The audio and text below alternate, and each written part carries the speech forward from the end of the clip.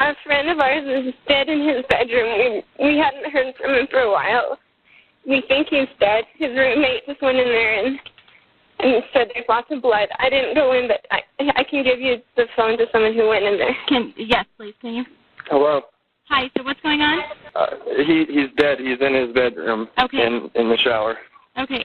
How did this happen? Do you have any idea? No, we have no idea. Everyone's been wondering about him for a few days. She said that there was blood. So is it coming from his head? Did he cut his head? It's all over the place. Is there any weapons around? No, I don't know. Not that I saw. How many people are in the house? How many are in the house right now? Just the 5 of us? 5 of us. Okay, I need all of you outside. Okay. You're a good friend of Travis's, correct? Yes, I am. Okay. Yeah. Has he been depressed at all, thinking about committing suicide, anything like that? I don't think he's been thinking that. He's been really depressed because he broke up with this girl, and he was all upset about that. But I don't think he would actually kill himself over that. Has he been threatened by anyone recently? Yes, he has. Okay. He has an ex-girlfriend that's been bothering him and following him and slashing tires and things like that. And do you know the ex-girlfriend's name? Yeah. What's his ex-girlfriend's name? And do you know if he's ever reported it to the police? Her name is Jodi.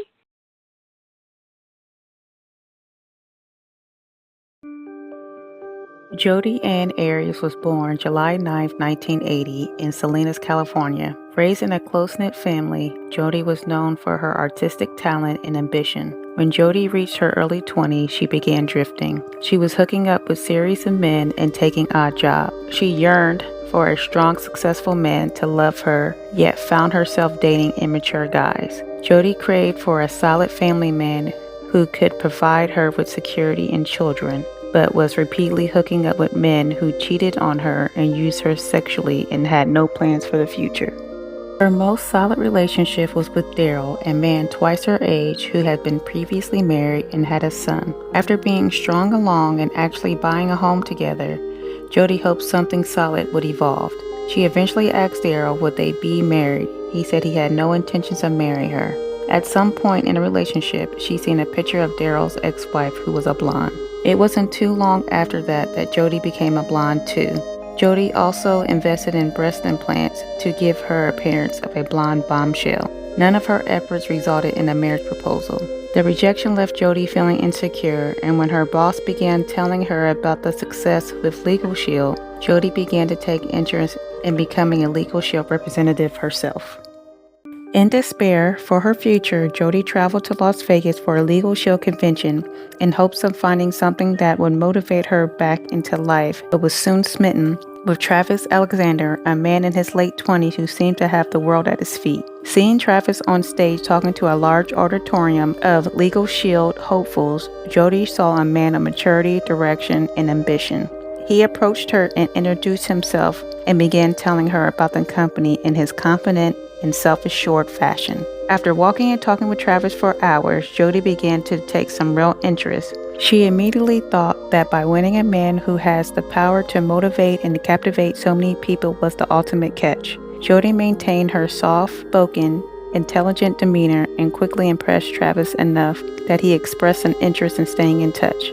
They exchanged numbers and Travis headed back to Mesa, Arizona, while Jodi drove back to California. After just one meeting with Travis, she realized that she had been out of touch with her femininity, and what she really wanted in life was to have a hardworking, successful husband who could adequately support her while she stayed at home having children. While Travis was interested in Jodi, his feelings were not all-consuming. To him, she was another party girl who was pleasant to be around. But Jodi saw Travis as the key to her ideal life. Realizing that Travis was a Mormon, Jodi read the Book of Mormon. She asked Travis to baptize her. This was actually a calculating move on her part to build a closeness to him.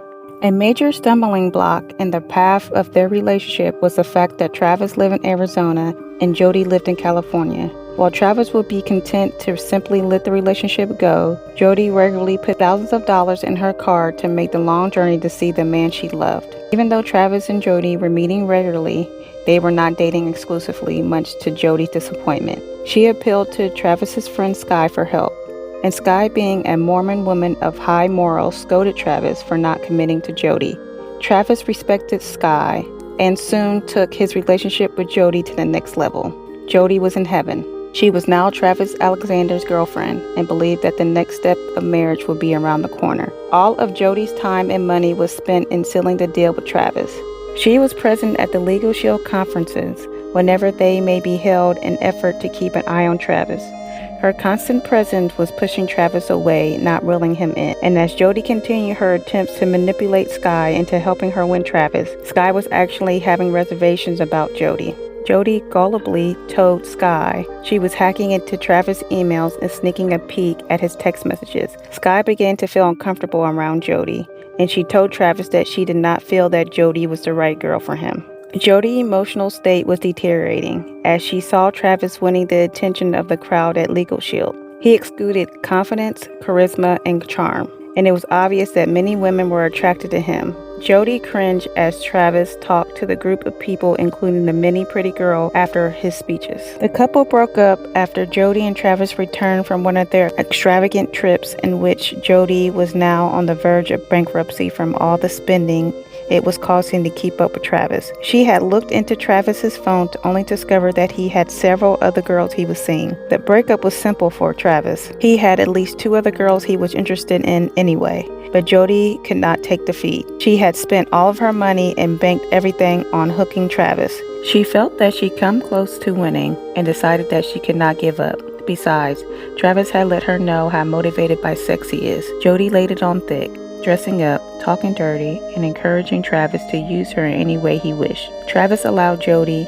into his life as a sex toy, but made it clear that he wanted to marry someone else. When Jodi realized that Travis was planning a trip to Cancun and planned on taking another girl with him, she simply could not bear it. Knowing that Travis would be in Cancun with another woman and possibly even proposing to another woman made Jodi reel. This was simply not going to happen. She'd rather see Travis dead than to watch him marry another woman. Jodi rented a white Ford Focus and drove from California to Mesa, Arizona, and paid Travis a final visit. From testimony, photos, and later evidence, it's known that Jodi dyed her hair dark after renting the car. It has been speculated that she dyed her hair in an effort to disguise her appearance while in Mesa, and another theory was Jodi was trying to appeal to Travis one last time. Travis had sex with Jodi, and the two took several pictures. After they were done, Travis headed to the shower where Jodi followed him with the camera. She snapped photos of Travis standing in the shower and then proceeded to stab him repeatedly.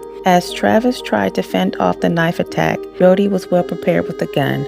She shot him and then slit his throat from ear to ear. It was believed that Jodi went to such extreme in mutilating Travis because she figured that no one would suspect her of intense violence, but she was wrong.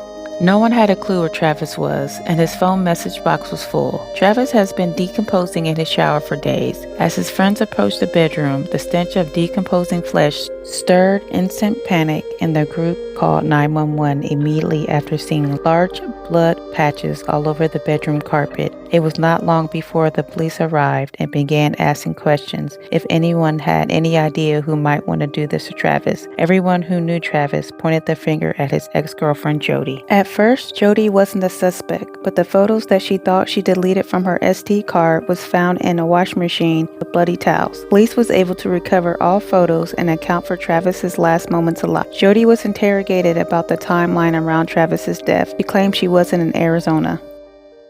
And on paper. And even if there's still 20 some odd hours, even if you pulled over to sleep a couple of times. Oh, did I tell you that I got stranded? Yeah. Okay. You mentioned that. If you slept for 10 hours, I only slept for about here 8 and hours. here, it would still leave 18 some odd hours for something else. Okay. This is what people are focusing on, is this trip that you took. Because they're saying she left, she didn't get to till Thursday. Wednesday? That's when Travis was killed.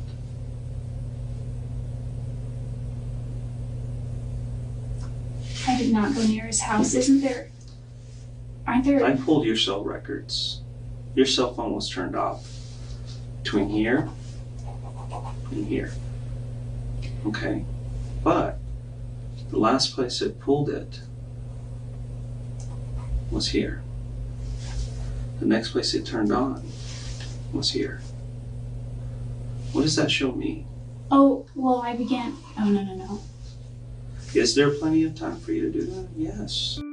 She gets arrested and they bring her back in for more interrogation. Now Jodi has came up with a new game plan. Jodi said that 2 people broke into Travis's house while she was there and killed him in front of her. They asked her why didn't she call the police. She said they threatened her family, which no one believed her story. Jodi was indicted for first-degree murder of Travis. While waiting for trial, she began to do media interview about her innocence. It took about 5 years for both sides to get ready for the trial. In between that time, Jodi did a new interview with 48 Hour and gives a whole new story. It's really hard. I'm trying to think if I want to say this or not. There's a lot of evidence that places me at Travis's house, and there's a reason for that, and that reason is that that I did see Travis the day that he passed away. A lot of things happened that day. I almost lost my life as well.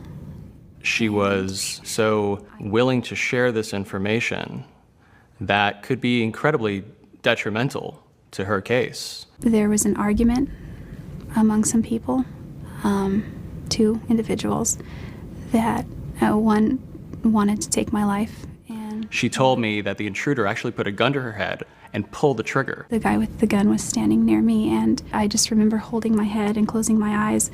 He pulled the trigger, and nothing happened, just a click. Subsequently, we found out that in her interrogation with Detective Esteban Flores of the Mesa PD, that the intruder who held the gun to her head took her information and let her go.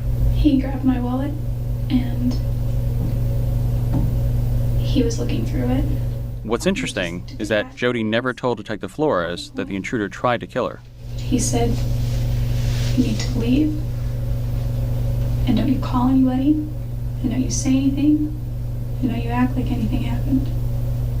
Completely different account of what actually happened. So it hit me that if she could so effortlessly make up this lie in front of me, what else is she capable of?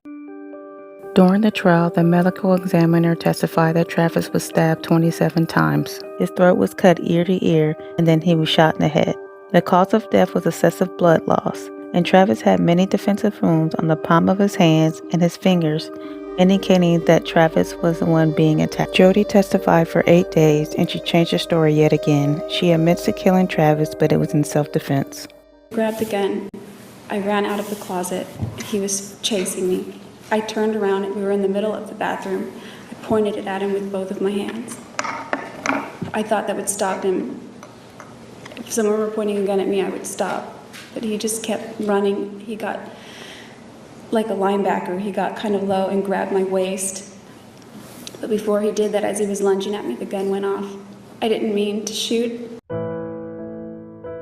After 15 hours of deliberation, Jodi was found guilty of first-degree murder. Following the conviction, the prosecution was required to convince the jury that the murders was cruel and heinous for them to determine that Jodi was eligible for the death penalty. After 2 missed trials, Jodi did not get the death penalty. She received life in prison without parole.